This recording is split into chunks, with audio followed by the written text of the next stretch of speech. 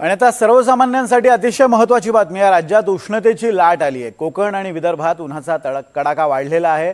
विदर्भात yellow alert जारी करण्यात आलेला आहे। तर पुढील काही दिवसात राज्याचं तापमान हे 2 ते 3 अंशांनी आणखीन वाढण्याची शक्यता आहे, ज्यामुळे उष्माघाताचा धोका वाढेल।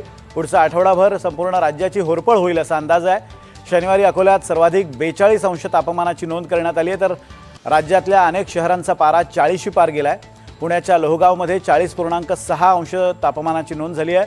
मुंबईचं कमाल तापमान हे 35 अंशांवर जाईल, तर महामुंबईत कमाल तापमान 38 अंशांवर नोंदवलं जाईल। त्यामुळे नागरिकांनी सर्वतोपरी काळजी घ्यावी असं आवाहन करण्यात आलं। काय स्थिती आहे पहा। अकोल्यामध्ये 42 अंश सेल्सिअस इतकं तापमान नोंदवलं गेलं आहे। सोलापुरात 41.4, अमरावतीमध्ये 41.2, तर जळगावमध्ये 41 इतकं तापमान नोंदवलं गेलेलं आहे। मालेगावात 41 अंश सेल्सिअस, वर्ध्यात 40.5, सांगलीत 40.3, यवतमाळमध्ये 40.2, बुलढाण्यात 41 अंश सेल्सिअस, चंद्रपूरमध्ये 39.8, गडचिरोलीत 39.6, नागपूरमध्ये 39.4,